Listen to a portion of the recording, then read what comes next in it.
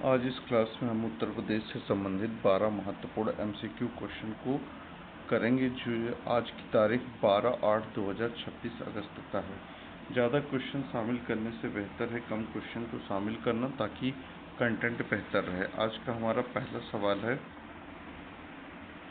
जल जीवन मिशन 2.0 के संदर्भ में निम्नलिखित कथनों पर विचार कीजिए। जल जीवन मिशन को मंजूरी दी गई है मार्च 2026 में, इसे मंजूरी दी गई, ये बात सही है।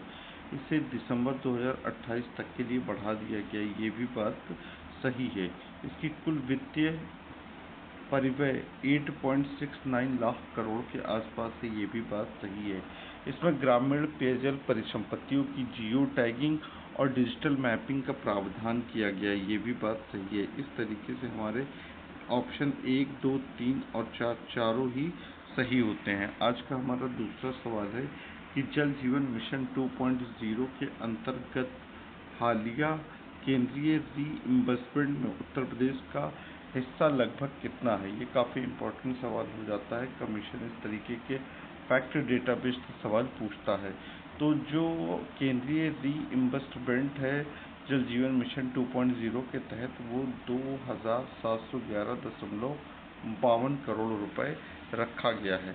आज का हमारा तीसरा सवाल है कि सुजलाम भारत आईडी का मुख्य उद्देश्य क्या है। सुजलाम भारत सुजलम कहें या सुजलाम कहें, भारत आईडी का जो मुख्य उद्देश्य है, ये जल जीवन मिशन 2.0 से जुड़ा है, और इसका जो मुख्य उद्देश्य प्रत्येक पेयजल परिसंपत्ति की विशिष्ट डिजिटल पहचान स्थापित करना इसका मेन उद्देश्य है।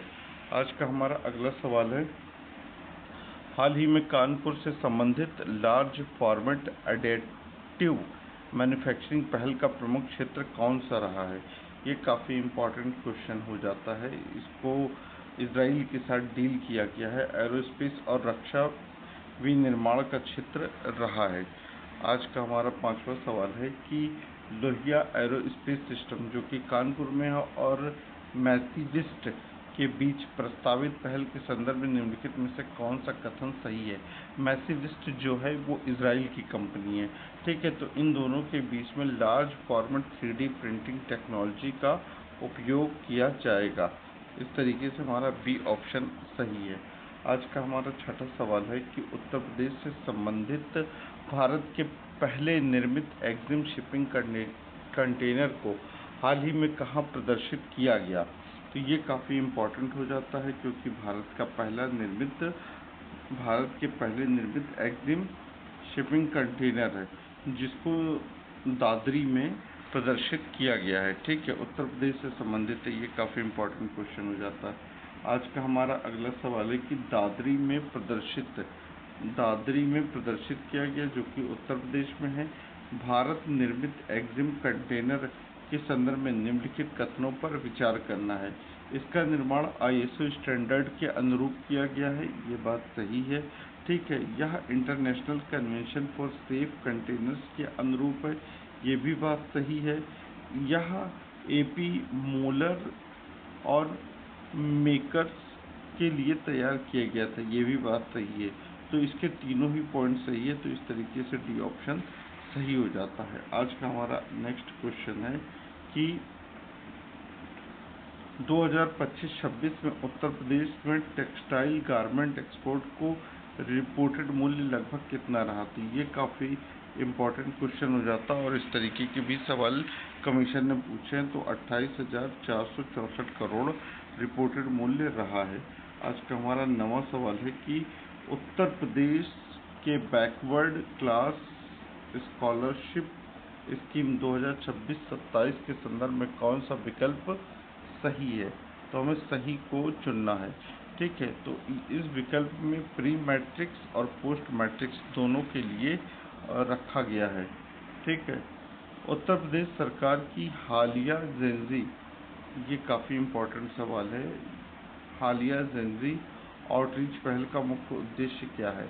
इसमें हो क्या रहा है कि जेनजी आउटरीच पहल में जो उत्तर प्रदेश के अधिकारी हैं, IAS है, IPS है, वो स्कूलों में जाकर विद्यार्थियों से मिल रहे हैं, तो युवा अधिकारियों और विद्यार्थियों के बीच प्रत्यक्ष संवाद को बढ़ाना है। आज का हमारा अगला सवाल है कि India bio energy and tech expo 2026, ठीक है, में उत्तर प्रदेश स्टेट सेशन के संदर्भ में निम्नलिखित में से कौन सा विषय प्रमुख है? तो India bio energy and tech expo की अगर हम बात करें तो सीबीजी प्लांट्स और इकोनॉमिक वैलिडिटी की बात की जाएगी। अगर हम वर्ल्ड बायोफ्यूल डे की बात करें तो हमने कल पढ़ा था कि 10 अगस्त को वर्ल्ड बायोफ्यूल डे मनाया गया और 10 अगस्त को वर्ल्ड लॉयन डे भी सेलिब्रेट किया गया। आज 12 अगस्त है तो 12 अगस्त को इंटरनेशनल यूथ डे मनाया जाता है और 12 अगस्त को वर्ल्ड एलिफेंट डे भी मनाया जाता है। आज का हमारा अगला सवाल है कि जल जीवन मिशन 2.0 में जल अर्पण का सबसे उपयुक्त अर्थ क्या है? तो जल अर्पण का सबसे उपयुक्त अर्थ जो है पूर्ण जलापूर्ति योजनाओं को ग्राम पंचायत VWSC को औपचारिक रूप से सौंपना है। इस तरीके से हमारे 12 तारीख के करंट अफेयर्स उत्तर प्रदेश से संबंधित कंप्लीट होते हैं। आप लोग वीडियो को लाइक करें, शेयर करें, चैनल को सब्सक्राइब करें ताकि हम और मोटिवेट हो सके इस तरीके के वीडियो बनाने के लिए। धन्यवाद।